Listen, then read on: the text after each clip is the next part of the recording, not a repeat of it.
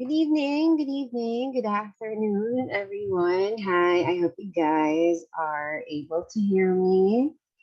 If you can't, or it's not loud and clear, do tell. Okay, but hi, good evening. Okay, so hopefully you guys are able to hear me loud and clear for today. Okay, if not, it's not clear or it's a bit soft, do tell so that I would be able to adjust my settings and everything else. But welcome to your day four of Basic English Language 101 or our English proficiency training, English language proficiency training. So yesterday we actually ended the day with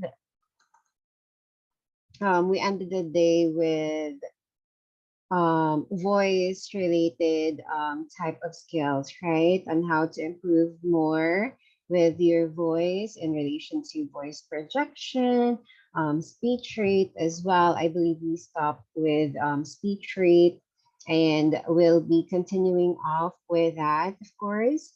And we'll be adding additional tips that you guys can use for you to be able to work more on voice related skills that you would need more. Also, customer service related skills that you might need, not just specifically for BPO related type of concerns, but just specifically speaking with your clients. So that can be applied to that as well.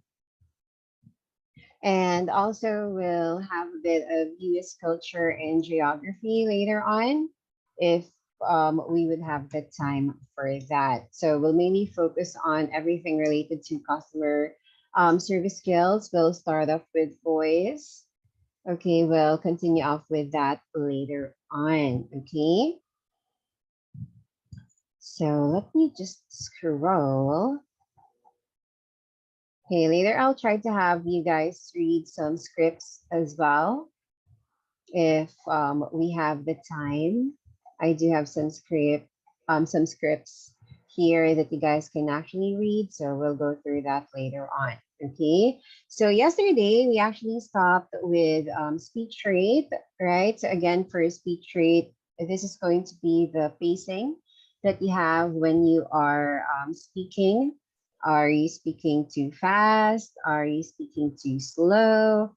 Okay, how fast are you actually speaking? So there's a lot of factors that affect or that would affect your speech rate. One of them will be the emotion that you're currently feeling, especially if, for example, you're doing an interview and you're a bit nervous. So most of the time, if you're feeling nervous, you tend to speak on a faster rate, okay, or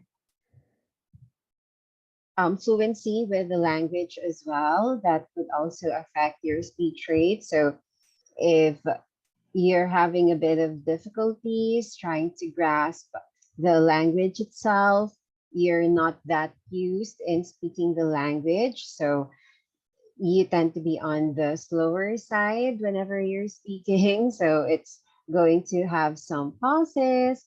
You will have some stuttering as well. Okay. That's why fluency is also important. And of course, being comfortable in using the language. Okay, so there's a lot of things that can affect your speech rate. So culture, geographical location, the subject itself, the subject matter. What are you talking about? If you're confident with the topic that you're talking about, of course, you're going to be a bit on the faster side or on the normal pacing as well. But if you're not that confident or you're not sure with what you're saying, right? So you're going to be a bit on the slower side whenever you're speaking. So gender, emotional state, fluency, profession, or audience as well. So these are some of the things that can affect our speech rate as well.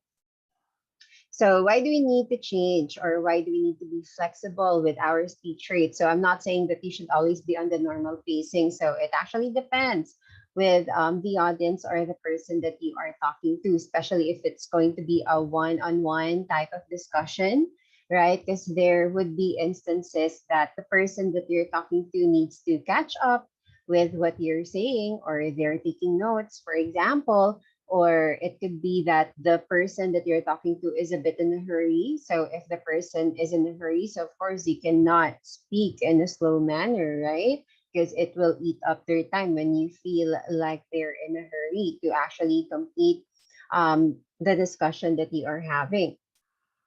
So for us, we need to be flexible, of course, with our speech rate. So if the person is in a hurry, so we need to speak on a faster sense, but of course, understandable still.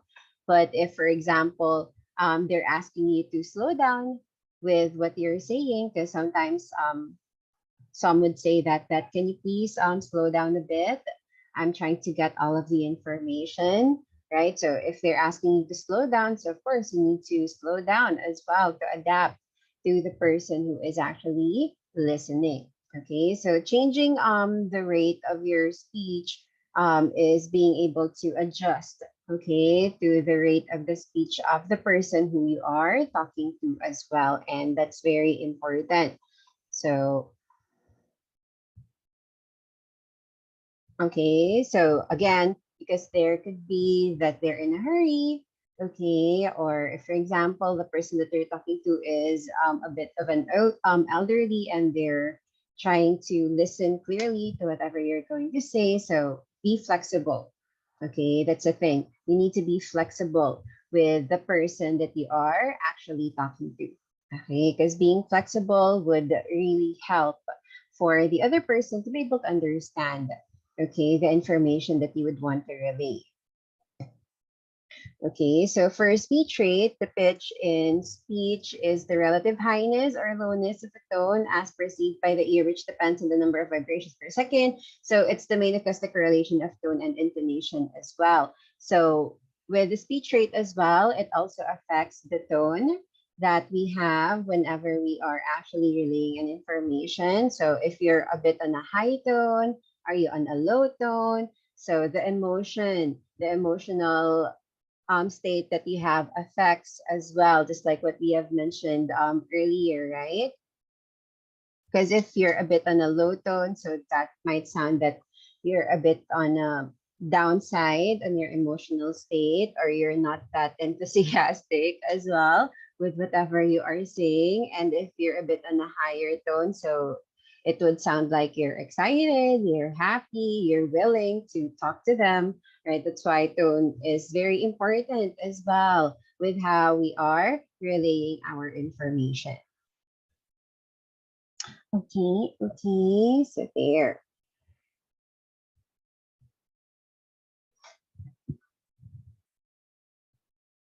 Okay, so just some examples that we might have. So, how are you today? So, how can I make you smile today? So, we always need to have the higher pitch for that right at the end, since it's going to be a question, just like what we have mentioned yesterday when we discussed our punctuation marks, right? So, punctuation marks are very important for you to be able to follow through with the exact tone that we will be having. So if it's going to be on a higher tone, are you supposed to be on a lower tone for your pitch as well? Okay, so that's why it's very important for us to be able to follow through with our pitch or our tone as well. Okay, okay, okay. So there. Now, apart from our voice, wait, let me just stop sharing my screen so that I can show the other slide that I have. Wait up.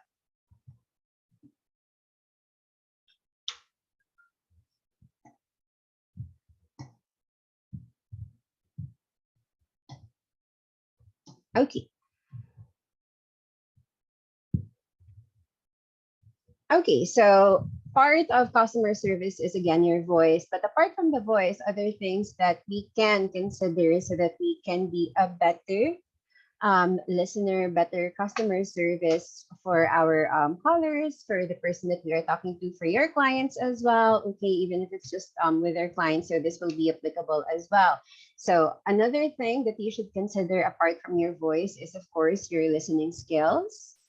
Okay, because it's very important for us to be able to understand, to be able to listen properly on what our or on what the audience is actually telling you. Okay, it cannot be that it's just you going to talk and talk and talk and talk endlessly without listening to the other person. So some of the information that we'll be going through with listening skills will have the hearing versus listening. So they're actually two different things. What's the difference between hearing? What's the difference between listening as well? And what should we actually apply? Active listening as well. So some tips that would make us be a better active listener. So what are the purpose and what are the effects of us being able to actively listen? And what are the four stages that we have of active listening, barriers as well for active listening, and how we will be able to develop our listening skills. Okay, so there. So first, okay, apart from listening skills, we'll also have that, but here. Okay, so first for listening skills. Okay, so what will be the difference between hearing and listening? So what is hearing? What is listening? Anyone who might have an idea, or what's your view of what is hearing, what is listening? Oh, let me ask. Let me call you then so that you'll be able to speak up as well. Okay, what about for you? What do you think is hearing? What's listening? Is that the same thing, or is there a difference for you in terms of hearing and listening as well? Let me ask Billy. Hello, good evening. Hi, good evening. To my understanding, Mm-hmm. hearing is a sense of every human, while Mm-hmm. listening is understanding what the people say around you. Very good. Exactly. That's right. Yeah, Perfect. thank Okay, you. that's right. Good job. That's correct. Okay, and I'm sure everyone is aware of that as well. So that's really correct. So for hearing, yes, it's one of our five senses, right? So it's just a sense that we have as humans, by which the tones, the noises as well. So we will be able to receive it. Okay, but if it's going to be listening, so Billy is very much correct with that, that it's hearing, but being able to understand as well, being able to interpret, being able to process what exactly was the sound that we have heard, what was said by the other party. Okay, you being able to understand what you actually heard. So that will be the difference of hearing and listening. So hearing is just simply accepting it, while for listening, you are able to understand exactly, you're able to interpret, okay, what was exactly said by the other party. Okay, good job. Very good. Okay, so it's important for us to be able to know the difference between the two, because since we already know the difference between hearing and listening, so we do know, right, that it's important for us to be able to listen. Okay, not just simply hear what the other people are saying, but for us to be able to listen as well exactly what they are actually relaying to us. So I'm sure you've experienced this, that you are hearing something, but you did not really understand what was said, right? Because you just simply heard it. You did not really fully process what was said, so you were not listening. Okay, it was just going through in and out of your ears, right? So we can actually hear something without choosing to listen. So whenever that you are talking to someone, to your customer, for example, to your clients. Okay, so make sure that you would always listen. Okay, instead of just simply hearing whatever sounds they are actually making. Okay, so it's important for us to be able to do that. Okay, so we also have here as well what is passive and active listening. So we'll also have that later on. And why is it important for us to actually listen, right? Because just like what we mentioned, so it's going to be very important for us to listen, for us to be able to fully understand what was being said by the other party, right? So there. So one of the ways for us to be able to understand what the other party is actually talking about is for us to practice what we call active listening, right? So what is active listening? Active listening is going to be what? Can you please read it out? Let me ask Melody. Yes, hello. Hi. Okay. Yeah, Active, can you please read it out? okay. Active listening, an essential skills and the act of mindfully hearing and attempting to comprehend the meaning of words spoken by another in a conversation or speech. It may also mean you listen more than you talk, and that you also listen with limited barriers, with encouragement, and with sensitivity. Very good. That's right. Okay, good job. Thank you. Are you nervous? A little bit. You sounded nervous because you were reading it in a bit of a fast pace, but Fast. not too fast. Maybe that's one of my problem. No, not problem anyway. It runs in the family that is we speak faster, even in Tagalog, we speak faster. Right? Yes. There are really people like that who tend to speak a bit on a faster pace. So that's something that you are conscious about, right? That's something that you know of. So make sure that you will just be able to adjust your speech Yes, appropriately yes. if ever someone would request it, just in case. But if it's not a problem, if the person is actually listening, right, then that's totally normal. Just go ahead with how you normally speak up. But Well, thank you. Yes, go on. Sorry. actually, when I record myself, I don't like what I'm hearing because it's really Mhm. fast. I have to work on it. Oh, so how do you work on that? I try to speak it slower. And my kids, they say, parang, ew! They're not, It's a bit cringy. yeah, it's cringy. They're They're not not used. used to, I will speak like I'm a rapper. Rapper. That's how they normally hear you. Yes, So yes. if you tend to speak a bit slower, Yes. they're Like when like, an why? essential skill and the act of it's not me. I think pag if ever I speak slow, but that's I need to improve. Mm-hmm. I need to improve in that part in speaking. Uh, I have to speak slower Mm-hmm. so that Well, that's nice. That's nice that you're aware with what you want to work on and with what you want to improve more on. But yes, if you're really used in speaking a bit faster, so it's going to be a bit of a challenge, right, for you to actually try to speak a bit calmer, maybe, yes. or a bit slower as well. So that would I have these really emotions, full of emotions when I'm speaking. yes, that would really take a lot of practice. But that's good. That's good that you're actually practicing and recording yourself. I Yeah. like that. Good Thank you. job. Good job. And thank you very much for reading that as well. So you're not nervous, but you were just really a bit on the faster side of speaking as well. I see. Okay, but anyway, thank you very much for that, Melody. Thank you. So yes, that's right. For active listening, being able to comprehend, okay, being able to comprehend, to understand the meaning, okay, of what was spoken by the other person that you are actually talking to or that you are speaking with. Okay.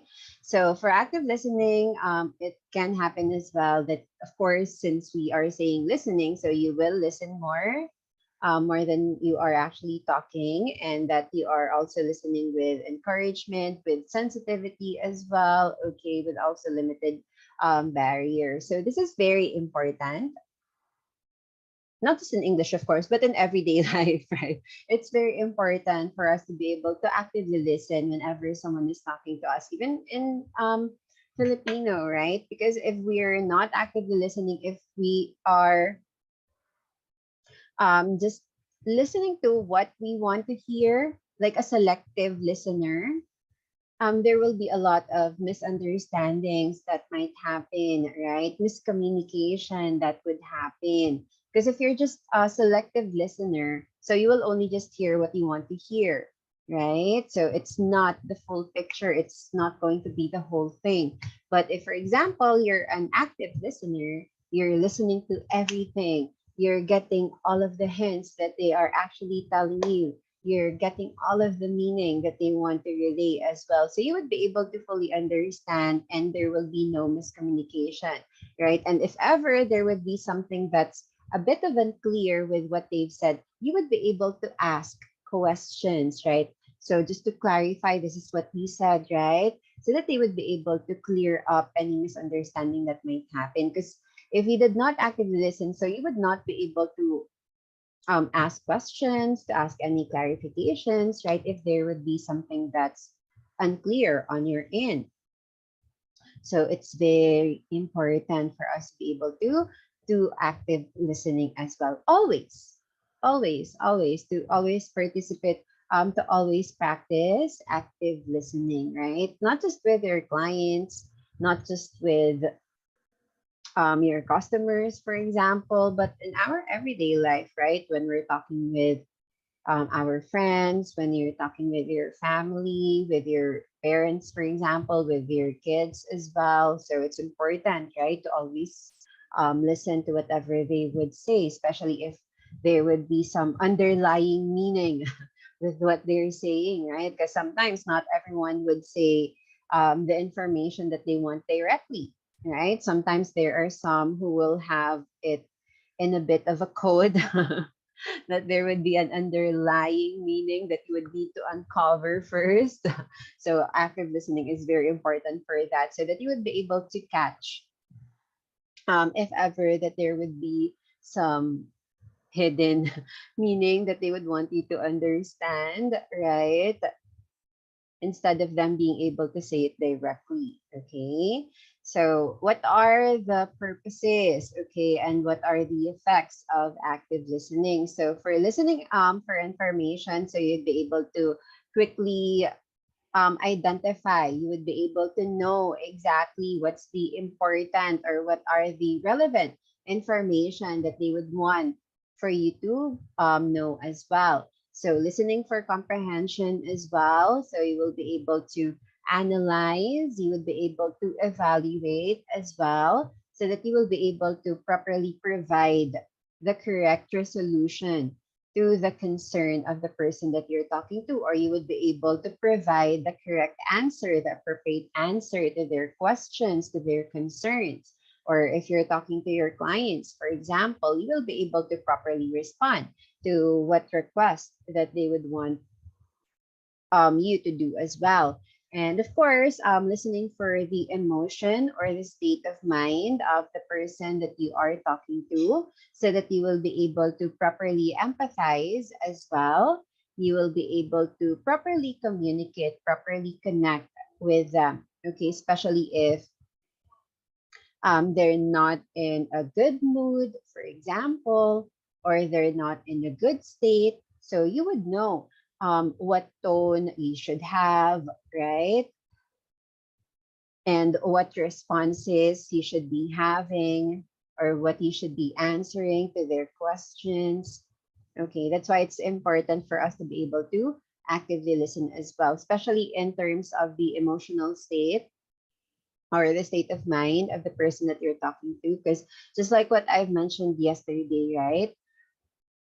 We need to be able to respond or empathize appropriately, okay, to the other person. So if they're happy, if they said something happy, something that should be congratulated, or something that they're excited about, so we should be able to at least acknowledge that, right? We should be able to respond to that instead of just simply, oh, okay, or just simply going through with what you want to say, right? Because if you ignored those type of information, for example, they said, oh, we're going to have a party this weekend, and you just simply responded with, upon checking here, for the information that you need, this is what would happen, right? So you did not listen, right? It was selective listening, or you just simply heard what they said, but you are not properly responding to that. So it's important for us to be able to properly respond, appropriately respond to all of the details that they are saying, so that they know that we are actually listening, right? Because if you're just simply going through with what you want to say, so they would know that, oh, this person is not listening, or or you were not acknowledging whatever they said, which is of course a result as well of not listening, right? That's why it's important for us to be able to catch all of the details that we would have in, just in case, because of course, English is not going to be your first, is not our first language, right? And there will really be some barriers that would happen, even if you're already used in speaking the language, since everyone will have different tones, they will have their own accents as well, especially in the US. Not everyone will have the same accent. So there will be some instances that you might have difficulties with being able to understand some accent, or being able to understand the other person. So at least if you are actively listening, you would know what to clarify, right? So just to verify, this is what you said, right? So at least they would know as well if what you heard was correct. Okay, they would be able to correct you if ever it was wrong. Okay, instead of just simply saying, for example, they said, okay, this is the information that I have, blah, blah, blah, and you did not understand. You did not fully understand it, even if you really listen. So you cannot just simply say, I'm sorry, can you repeat it again? Right? Because if you are saying, can you repeat it again? It feels like you did not listen, right? So instead of saying, can you repeat it again? You can just simply, what we call paraphrase. Okay, when we say paraphrase, you will repeat what they have said, whatever you catch, whatever information you were able to catch. So, for example, they said, so the information that I have here is this and that. But again, you did not catch everything. So you can ask instead, um, so just to verify the information that you said is this, right? Or am I right that this was the information that you have told me? Blah, blah, blah. Instead of just simply asking again, I'm sorry, can you repeat your question? Can you repeat the information again? And then they would start from the very beginning, right? So for you to be able to at least show that I was listening. It's just that I did not catch everything, but I did listen, right? So do paraphrasing instead of just simply saying, pardon, sorry, can you repeat everything? Sorry, what did you say? Okay, so try to not use those phrases. Okay, instead do paraphrasing. Try to repeat what information they said, whatever you were able to catch. Okay, because if there was something missing, or if there was something wrong, they would correct you anyway. At least you were able to show that you did listen to whatever they said. It's just that there were some things, there was some information that you were able to clearly catch, right? Or to clearly capture. Okay, okay. So try to do paraphrasing. Okay, instead of just simply going through, instead of just simply saying, sorry, can you repeat? Sorry, what was it? I'm sorry, what did you say? Okay, pardon. Okay. Okay, okay. So there. So those are just some of the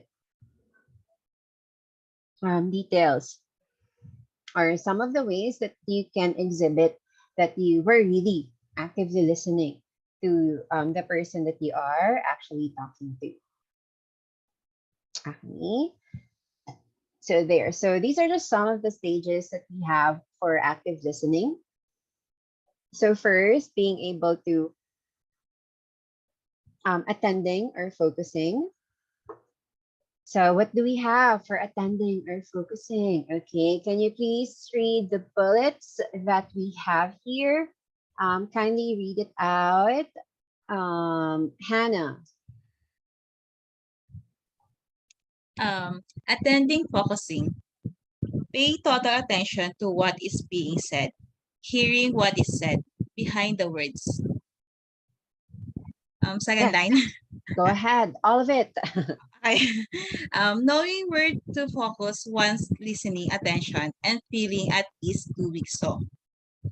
Engaging with the speaker without interrupting their flow. Picking up verbal and nonverbal cues and knowing what to do with them. And last, increasing the memory of the listener, chunking and checking. Very good. Thank you for that, Hannah. Okay, so just some tips in terms of the pauses. There were some pauses that were a bit awkward in terms of the punctuations, but everything was good. Good job. Okay, thank you, Hannah. So yes, that's right. For attending or focusing, okay, it's being able to focus, being able to see exactly what are the important points, what are the information that are being said. Okay, so being or having attention to the information that they were saying, just like what was mentioned earlier. So there would be instances that they are not directly saying, okay, the exact information that they would want to relay. There are some instances that it's going to be just undertones, okay, or just hidden meaning that you would need to understand. And being able to listen as well, just like what you mentioned earlier, you would be able to feel as well, right? Their emotion. You would be able to hear their tone. You would be able to hear their speech rate. So you will know the feeling if they're a bit hesitant. You would know if they're in a hurry. You will know if they're confident as well, or what exact state of emotion they are in just by simply listening, right? By being able to actively listen. So it's also important to be able to pick the verbal and non-verbal cues as well. So for the non-verbal cues, the emotions that they do have, right?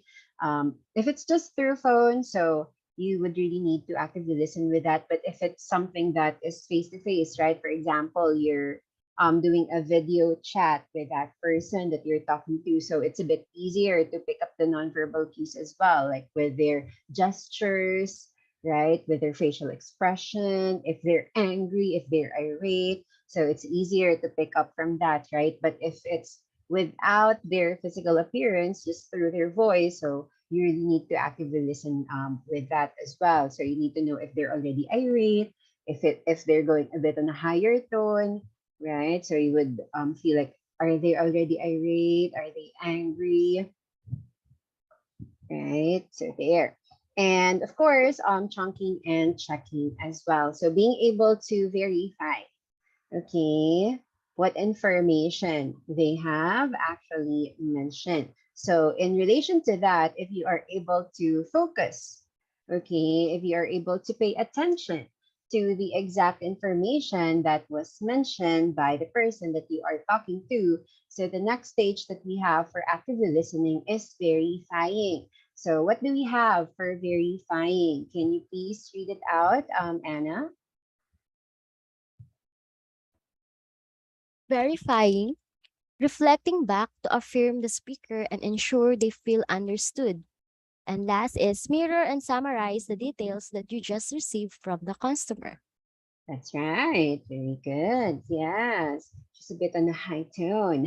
Okay, that's correct. Okay, so since you are able to pay attention to whatever was said, so you will be able to verify the information that they have told you, right? You will be able to do paraphrasing, that just to verify this is the information that you told me, right? This is your question, this is what you need, right? Because you were able to pay attention to what was actually said by the other person that you are actually talking to. So Reflecting back to affirm the speaker, just like what Anna said, to ensure that they feel understood. So that they would know that, oh, you did listen, that you did understand what they actually want, what their concern is, right? And that you will be able to summarize as well, or at least again paraphrase whatever information they are actually needing from you or whatever they have mentioned to you as well. Okay. And just in case that, for example, okay, you did listen, you did pay attention, you were able to paraphrase, you were able to verify the details, but you're still not clear with whatever was said, right? Because there will be instances like that, that even though you did get what they are saying, there will still be some unclear details, some unclear information, or there will still be some parts that you have a question about. So if you do have any questions or anything that you need clarification on, so you will be able to do the third stage, which is going to be probing. So what do we have for probing, or what exactly is probing? Can you please read it out, Gian?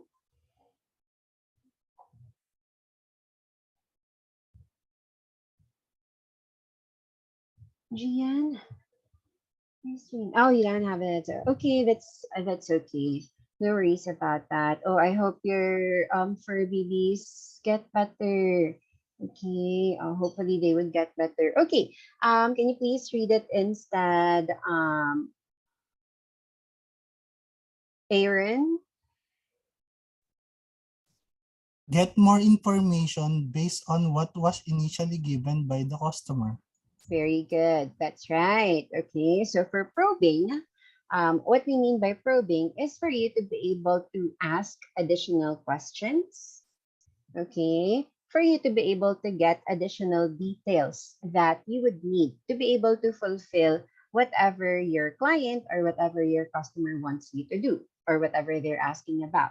Okay, so that you will be able to get the full picture, you will be able to clear out everything, especially if there are some details that you still need more clarification on. So you would need to do probing for that. Okay, so you can ask additional questions, additional details. So it's not just simply the paraphrasing that just to verify this is what you need, right? It's asking additional details.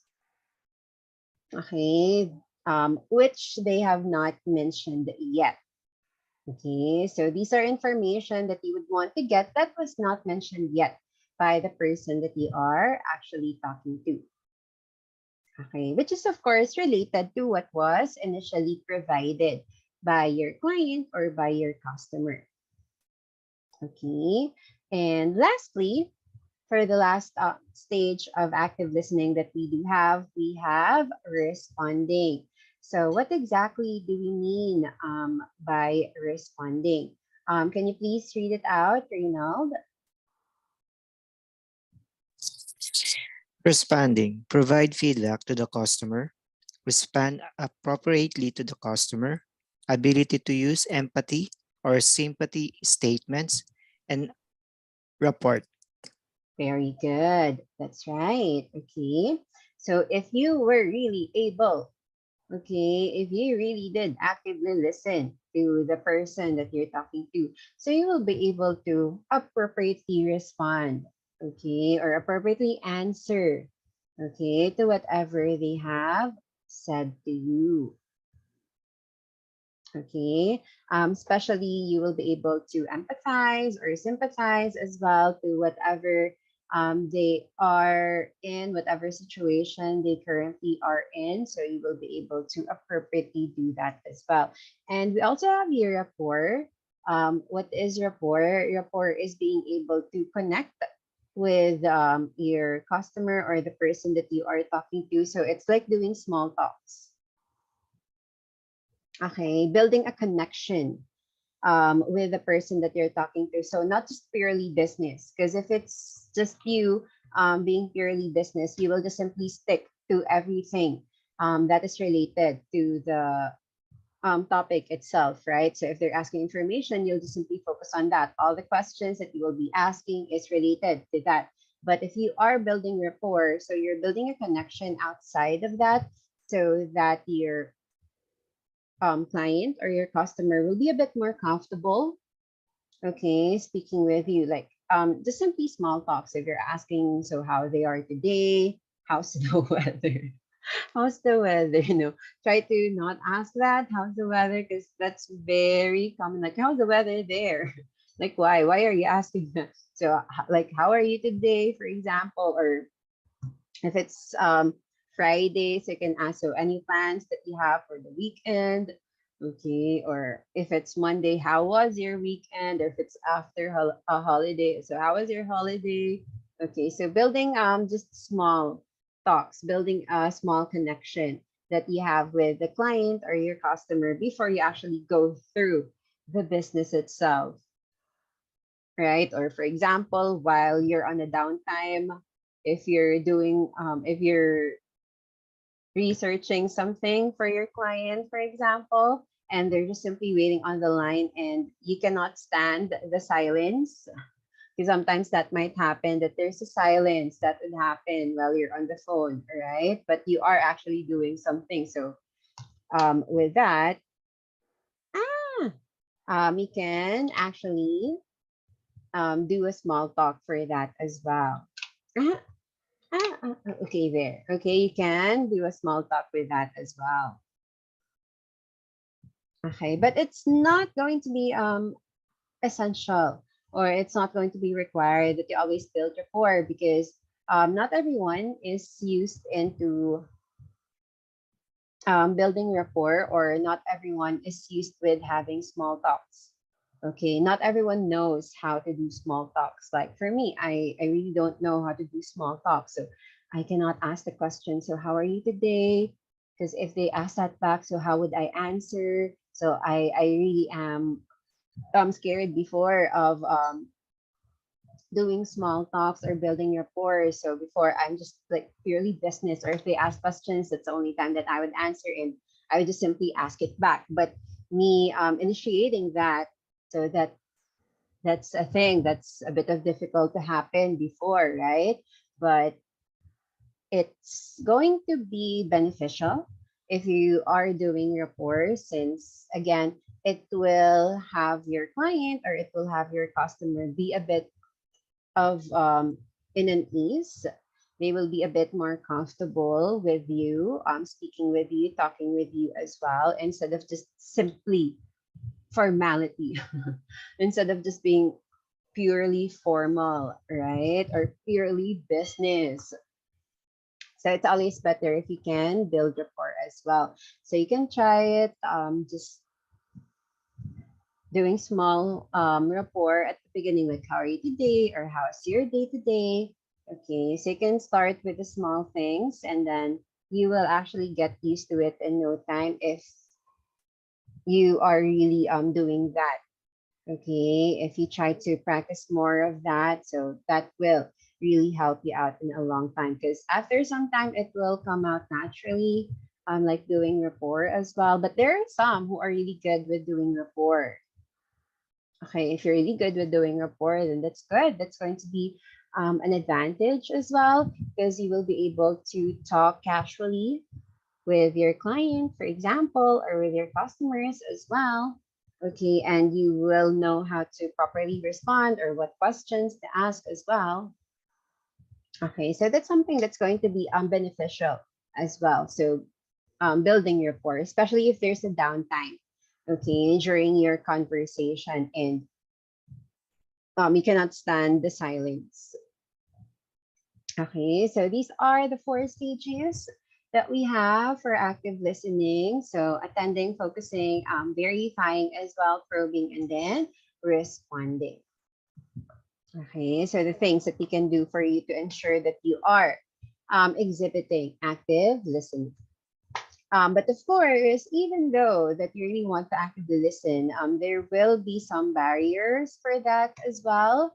So what are the barriers that we have for active listening? So barriers for active listening. So first, we have external barriers or distractions. So external meaning it's not because of you. So these are the outside factors, right? That most of the time we might not be able to control. Okay, but some of them we can control, but something unavoidable as well.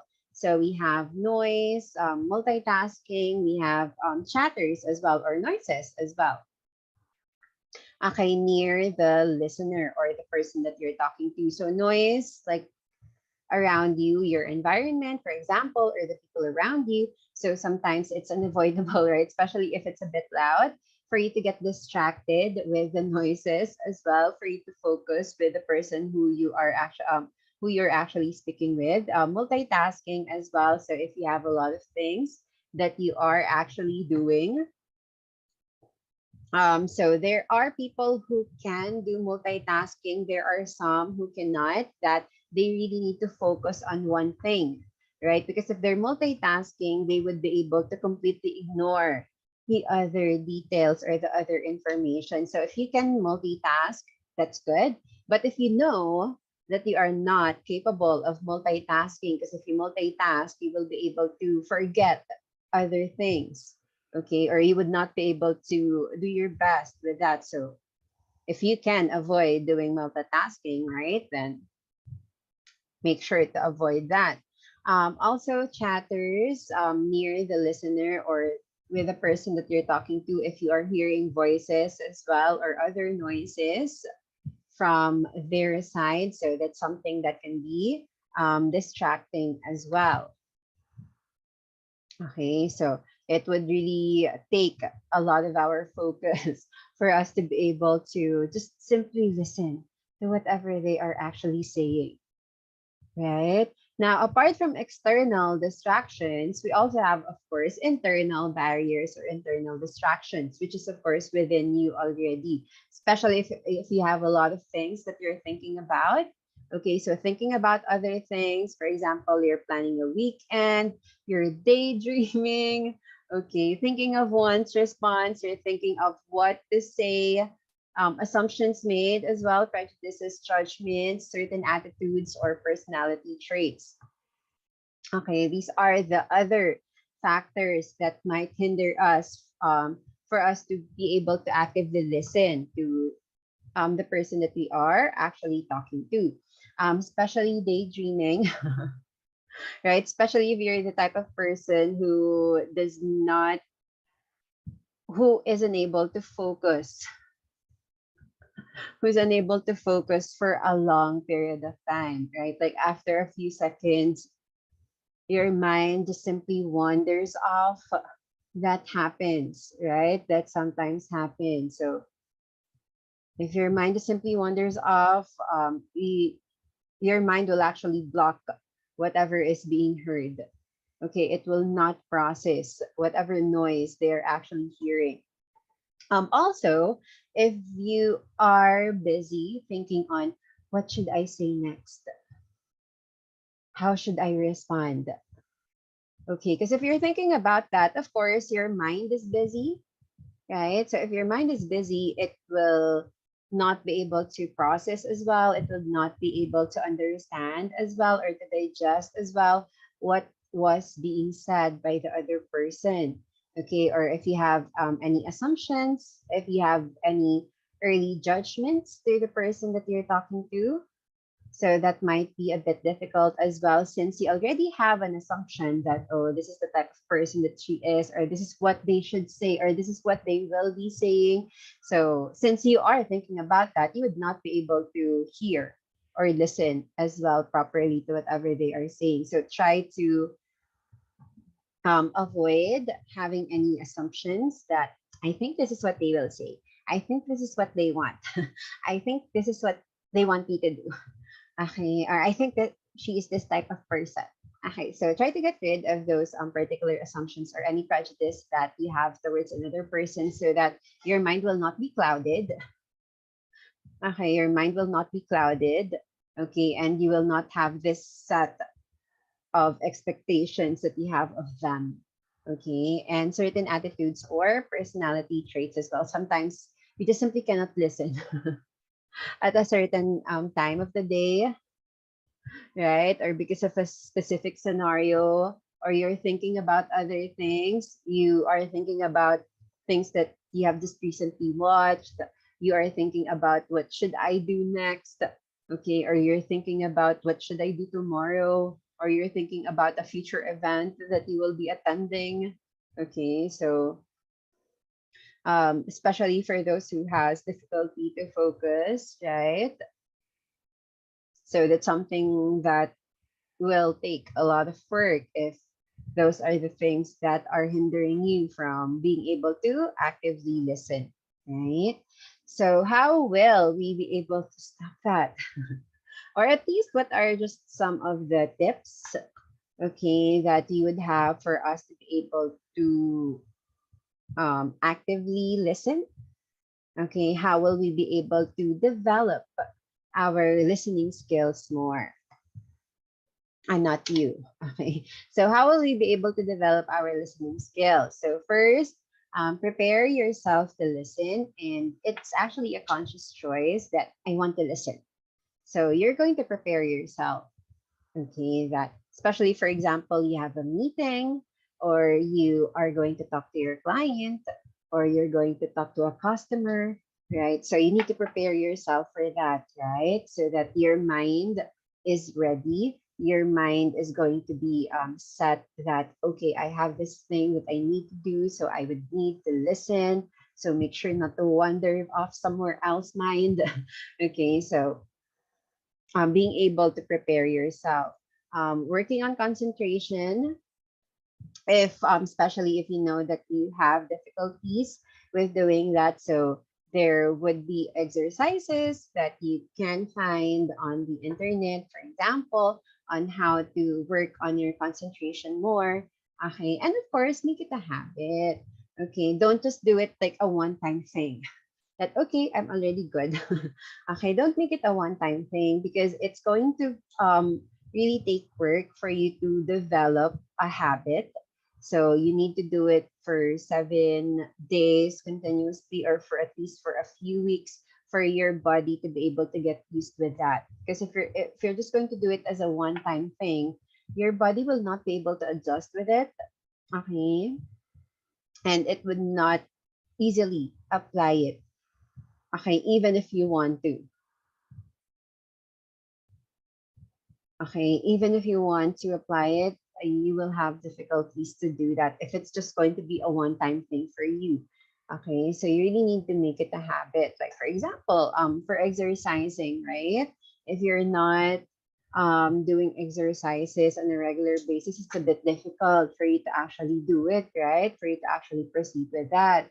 So you need to really force yourself to do it every day, for example, or to do it on a weekly basis before you actually adjust to it, before you actually get used that, yes, my body has already adjusted, my body has already made it a habit.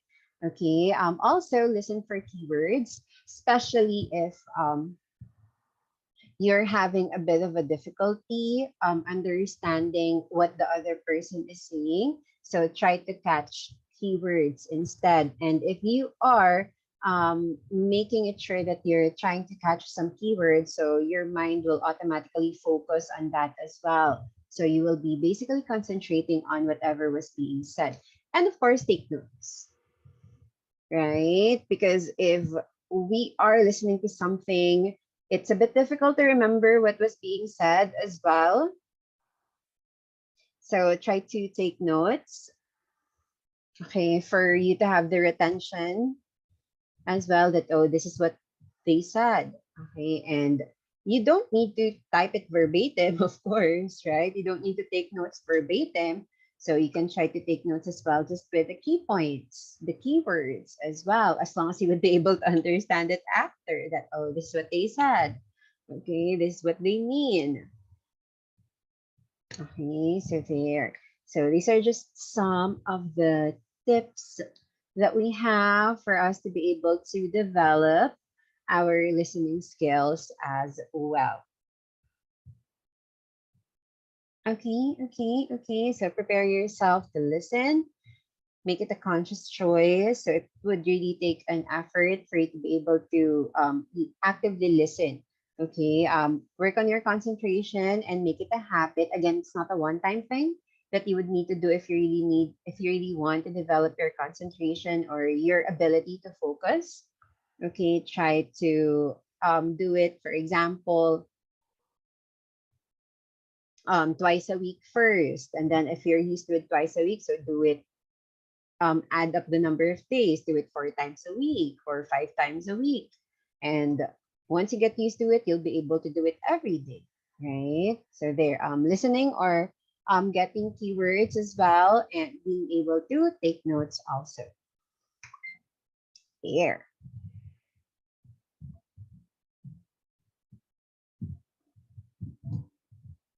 Okay, okay. There.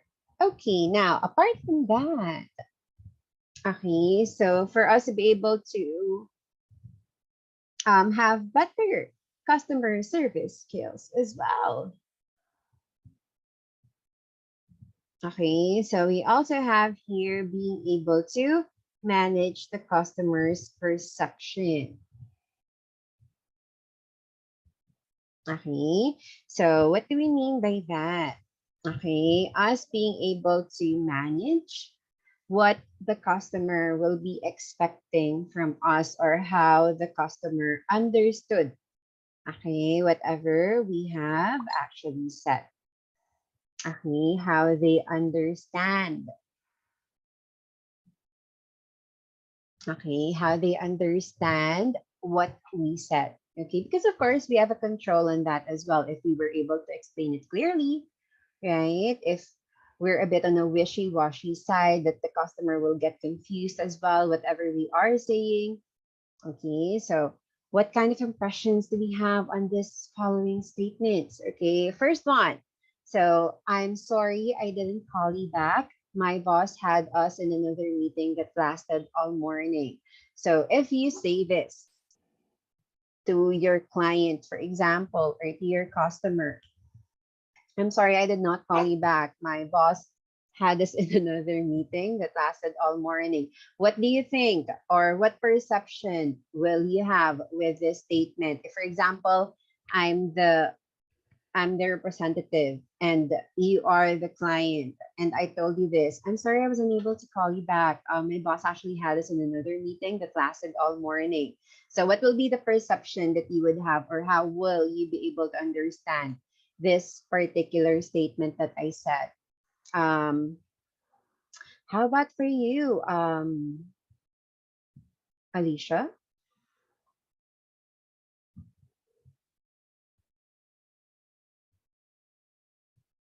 Alicia? Do you have an Alicia? No mic? No? Okay, let me ask other people then. How about for you, Marvin?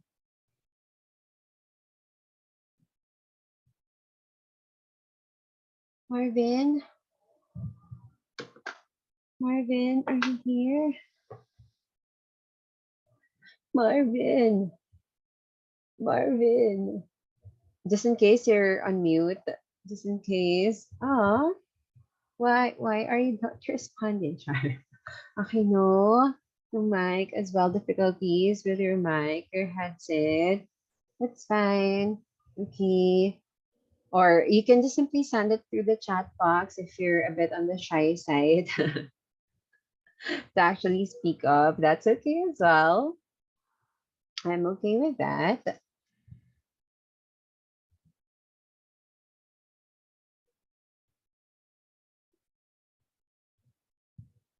Any perceptions or any impression that you might have with these particular statements? So I'm sorry I did not call you back. My boss had us in another meeting that lasted all morning. We also have, I hope this will solve your problem. And also, I don't understand why customer service did not help you. What type of impressions do we have with these particular statements? If you're the one who's actually hearing it, for example. If you're the one who's hearing it, you're the customer, for example, with frustration. If I'm a customer, maybe I'll get upset. That's right, right? If they say these things to you, it's like you're not the priority. It's of course, as a customer, you want to be able, you want for the associate, for example, to be able to help you, right? That's why you're asking assistance. So you want to feel important as well. You want to feel heard, right? You want to feel listened to. You want to feel that they would be able to help you. But with these statements, it feels like, oh, they have other things that they're doing. So you might be just a sideline that they're doing, or they're not sure as well, right, with what they are going to assist you with. For example, this one, I hope this will solve your problem. If you say, I hope this will solve your problem, so you're not sure, right? You're not sure that this will actually help them. You're just hoping. Cross fingers, I hope this will help you. Okay, but I'm not sure if this will actually really solve your problem, right? Also, if it says, I don't understand why customer service did not help you. So they're also frustrated, or they should have helped you already. So why did they not help you? Right? So there is a bit of a frustration as well. Yes, not a priority. So it's going to be a bit difficult, right? On your end, if you hear these type of statements, like you're going to feel a bit down if you heard these particular statements, right? So try to, especially if you're providing, for example, resolution to your clients or to your customers.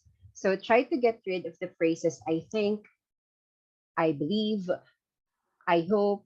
This is not a pageant. Okay, it's not a pageant. So you need to take out this phrase, especially the I believe. I'm not really sure why, but it's a common phrase that I am hearing. I believe this is going to, this is what you should do. Okay, is that your opinion? Right? Are you saying your opinion, or is that the thing that should really be done? Right? So try to take out those phrases. I believe, I hope, I think. Okay, it's like you're just saying your opinion, you're just hoping for the best, but it's not really the best resolution.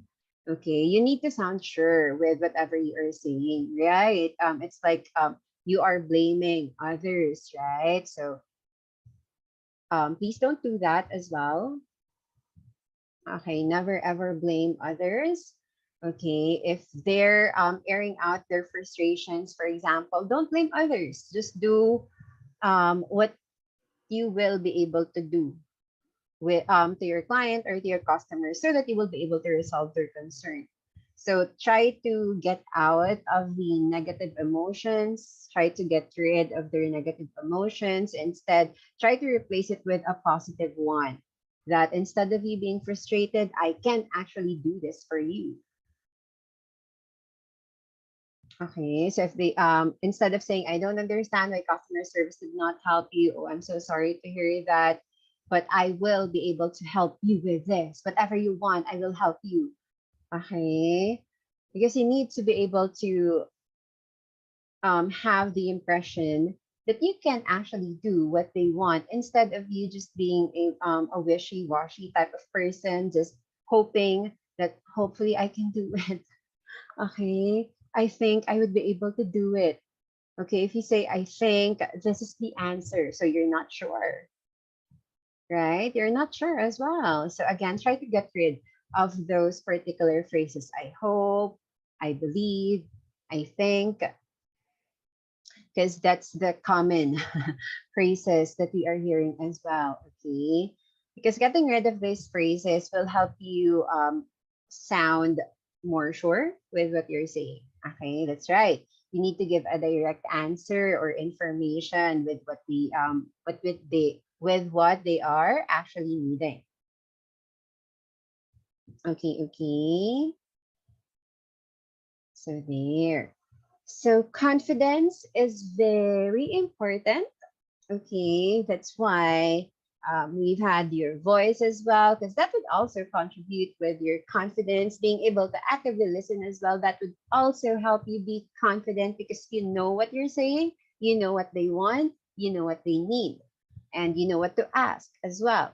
Okay, so let your clients, let your callers feel that you are actually confident, because you being able to make them feel that you're confident, they will have trust as well that, okay, this person knows what she's doing. Okay. Also with interviews as well. If you're an applicant, for example, fake it till you make it, girl.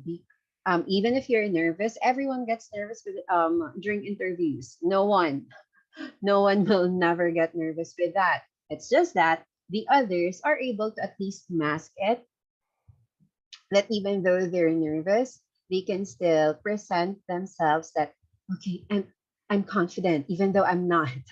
Okay, with how they are actually sounding, right? So let the person that you're talking to feel that you are actually confident, so that they would know that, yes, I can do it. I know what I'm saying. Okay. Capture the attention of the caller through a response that promotes a sense of assurance and confidence that you have the ability to be able to handle their concern, to be able to handle their request, especially if, for example, for your clients, so that they would feel that, okay, they can do what I want them to do. They can do the job that I will give them. Okay. So instead of telling a customer or a client what you cannot do, tell them what you can do instead. Okay. So instead of saying, I cannot do that, okay, offer another resolution that you that will be able to solve their problem. Okay. I'm so sorry. Offer another response. Offer another thing that will be their alternative. Okay, that instead of doing this, you can actually do this to resolve your concern. Okay, I can actually do this for you to resolve your concern. Okay, always focus on the positives. Okay, or if it's unavoidable that you would really need to inform them that this is the thing that I cannot do, always follow it up with what's the thing that you can do then. That, because that's why they are asking for your assistance, right? That's why they are asking questions.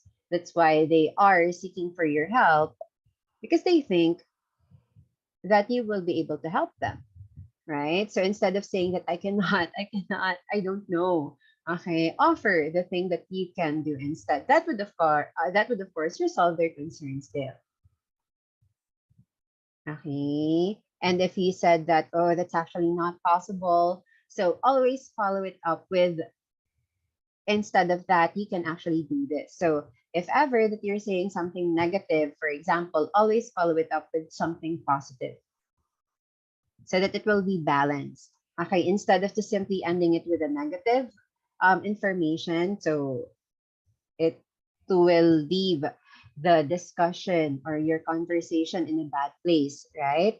So try to always follow it up with a positive information.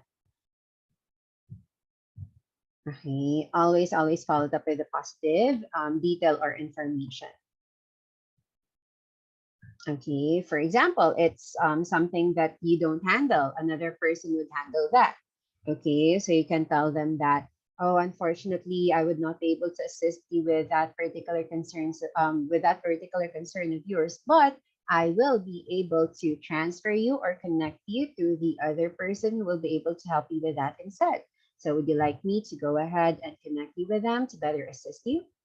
Right? So instead of just saying, oh, I actually cannot do that for you, and leaving it at that, right? So it's always better that if there's something negative, always follow it up with positive reinforcement. Okay, with the positive information, with the positive detail, so that they would know, okay, that, oh, she's doing it. Okay, she knows how to help me. She knows how to assist me.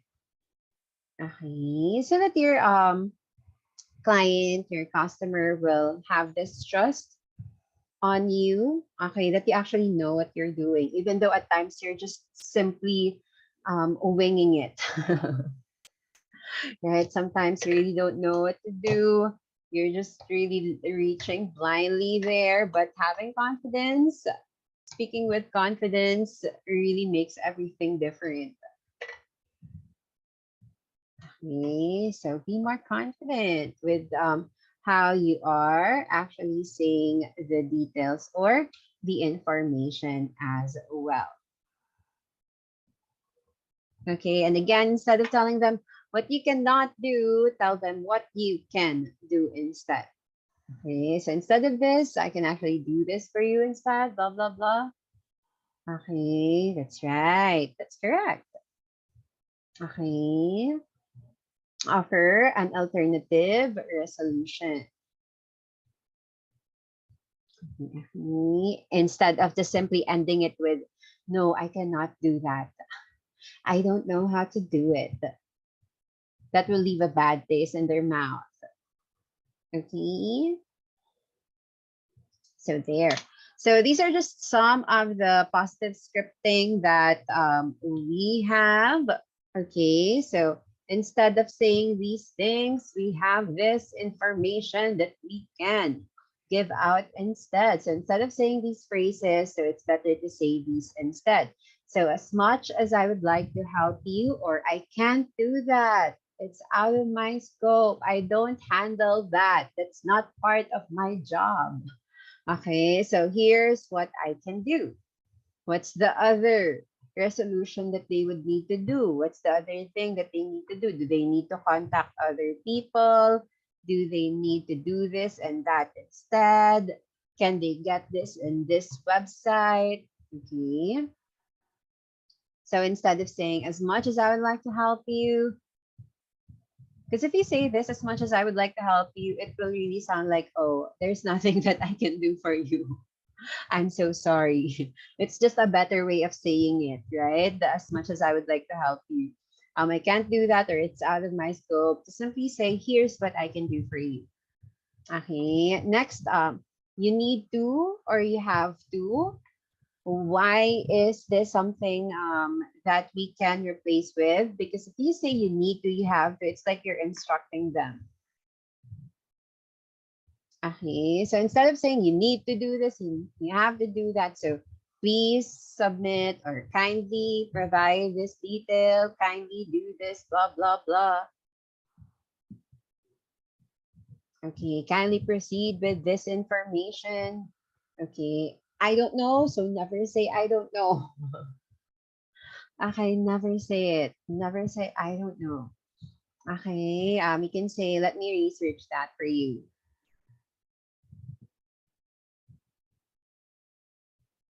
Okay. Also, instead of saying, okay, one moment, please. Okay, you can say, I'd be happy to get that information for you.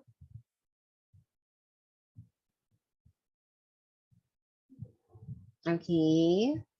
Also, for example, you're going to connect them to other people. Okay, because it's not something that we can handle. So instead of saying, let me give you their number in case the line gets disconnected. So that will have a negative connotation, right? Because the line is getting disconnected. So instead of that, you can say, let me give you their contact number or phone number for future reference. And never say, I'll try. Okay, say, I will. Because if you say, I'll try, okay, I'll try. It would sound like, oh, I might not be able to do it. Okay, I might not be able to make it. I'll just try my best then. Okay, so always provide assurance to your client, to your customer that you can do it. Okay, so say, I will. Okay, so instead of these details or these phrases, you can say this instead. So again, positive scripting is a must. Okay, instead of saying something negative, try to say it in a better way. Okay, that will sound more positive to the listener as well. Okay.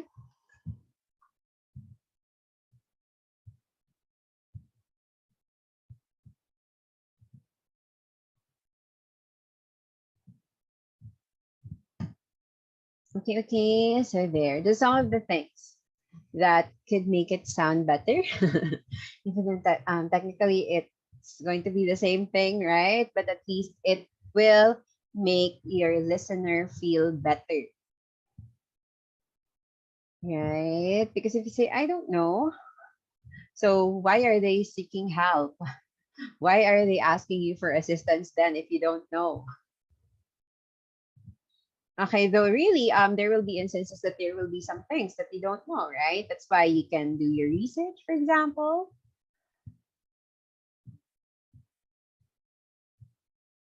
Okay, as long as it's within your job scope, of course. Okay, so there. Always make them feel confident that I know what I'm doing. I can do it for you. Okay. And even though there will be times that you are really not sure with how to do it or with what information you're going to provide, oh, still sound confident. Okay, don't say I can do it for you. Ending it, you are saying yes, I can do it for you, but with a question. Okay, that's why your tone is very important as well. Your voice is very important because if you're a bit on the softer side, for example, I can do it for you. Okay, you don't sound confident as well.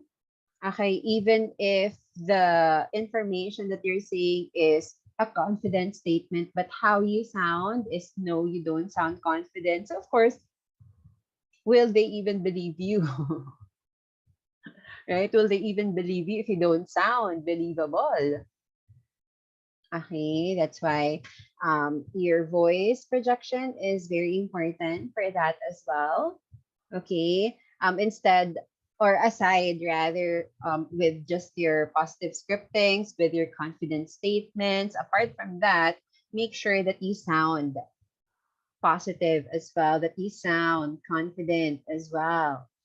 Okay, what if, for example, you sound sleepy and you're saying, okay, let me go ahead and research that for you.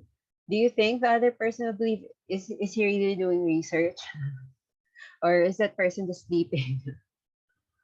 Okay, so make sure that your voice as well will come out good. You will also sound confident, even though at times, no, I'm not confident. Okay, but hey, we can just simply mask it, right? Here. Okay, so it's important to make your listeners feel confident and to be able to trust you as well. Okay, that they would know that they can actually trust you with these particular details or these particular information.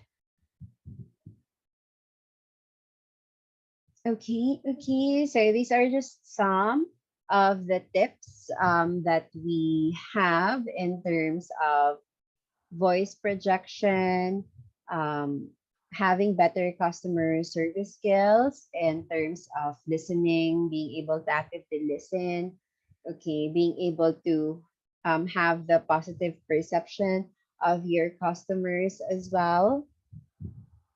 Okay, so hopefully these tips that we have, the barriers as well that we were able to mention, hopefully it's something that would be able to help you. Okay, it's not just for, of course, talking with your client or your customers, but in everyday life. Okay, everyday life as well.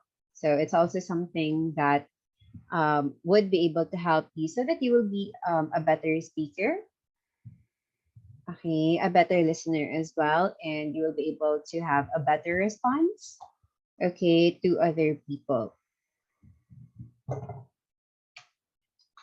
Okay, okay. Here. Okay, now there might be a lot of customers or clients that you might encounter because we have the different type of customers or clients. So you might have a happy client, happy customer, clients with foreign accent that might be a bit difficult for you to understand or to listen to. You might have the rumbler as well, or the talker, the one who is saying a lot of things that's not related to the main topic. You might have an irate customer, an irate client as well, a confused one. Okay, so it's important that you will be able to adjust accordingly as well to whatever type of customer or client that you will be encountering.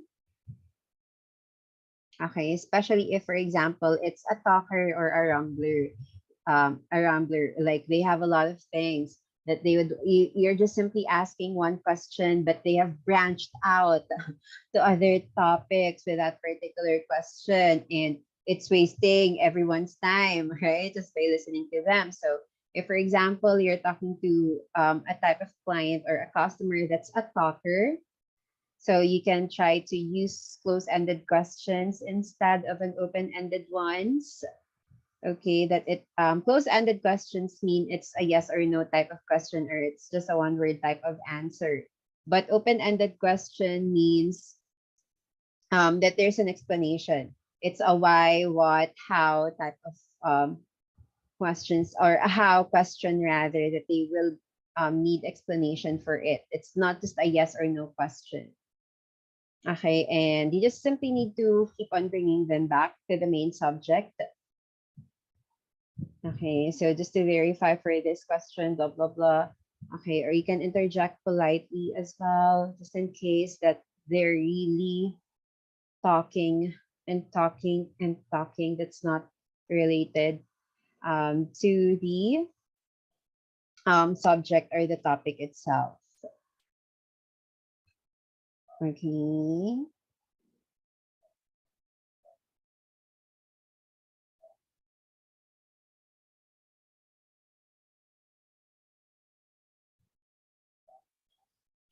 I just want to ask, how do you feel if you always receive emails saying, I apologize for that? What do you mean? The customer is the one apologizing?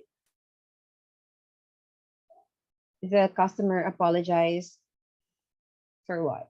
Or the email from what? How do you feel if you always receive emails saying, I apologized for that? Like they're insinuating that they already apologized, so why are you not accepting the apology? That's how I feel when I see the phrase I apologized for that, or the sentence I apologized for that. So I already apologized, so what do you want me to do then? That's how I might perceive it if it's just that sentence I apologized for that. But if it's I apologize for that without the D, okay, it's an I apologize for that without the D, so it's not a past tense, so they are saying sorry, right? But if they say I apologized for that, so they already did the apology, so they're done with it. So next topic, next subject. Okay, so how will we proceed from here? Okay, but if it is, I apologize for that without the D, it's a present type of tense. So they are saying sorry. Right? What's the context? Did they do something wrong? Are you the customer, or is it like an application? If it's an application, yes, it's a rejection. But if, for example, you're the customer and they're the providers, for example, so are they saying sorry about a particular incident, a particular scenario that happened? Right. So it depends on the context. Right. It actually depends on the context and how they how they are actually wording it for real. If it really says I apologized for that, so it's a thing in the past. Okay, I'm already done with, with my apology. I'm already good with that. So how will we proceed from here? How will we move forward from here after I'm done with my apology? But if it's I apologize for that, it's the present tense. Oh, they should say I apologize for that, not I apologized for that, because it's a thing in the past. Like I'm done with it. So how will we move forward from there?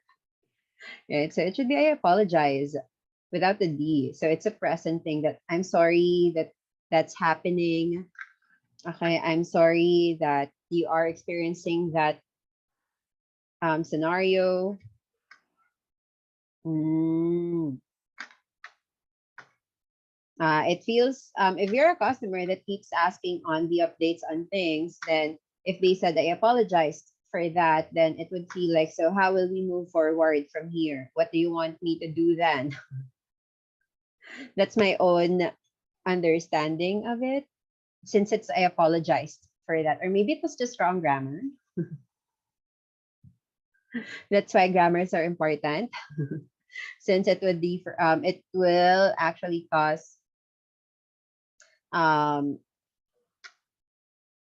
miscommunication. Okay, it would cause miscommunication. It should be I apologize for that, not I apologized for that. Okay, if that's a scenario, it should be I apologize for that, a present thing. Okay, so that it would feel that they are sorry because of the inconvenience. But if it says I apologized for that, so I already said my sorry before. So how will we proceed from here?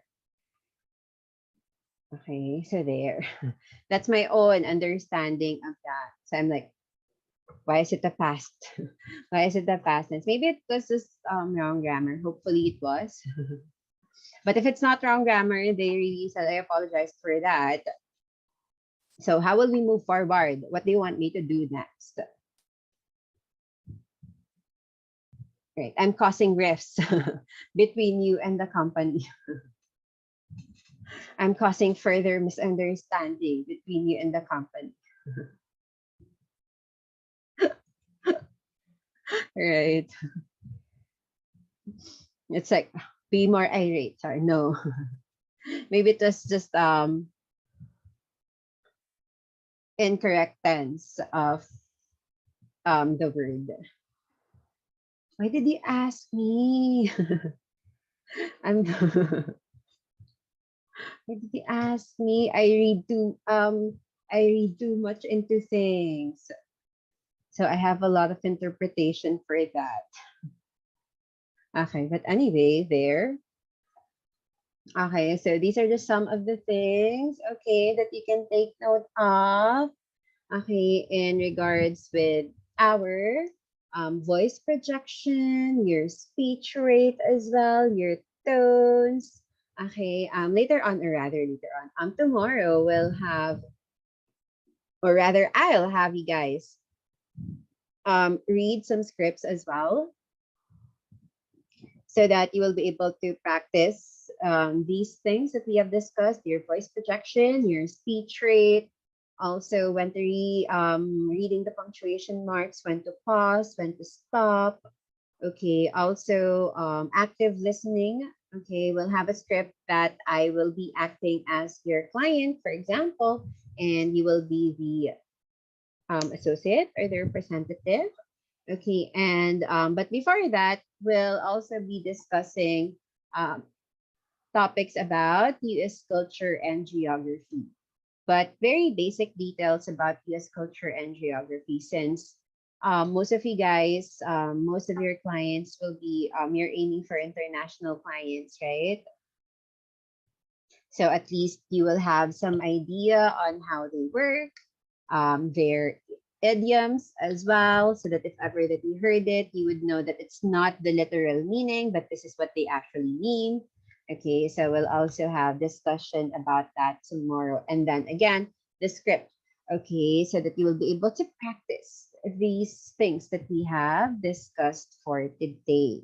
Okay, but for now, that's everything that I have for you guys. So hopefully we're able to pick up some things, especially with how to be able to be a better speaker, a better listener as well with the topics that we have discussed for today. And again, thank you. Thank you very much for attending the session.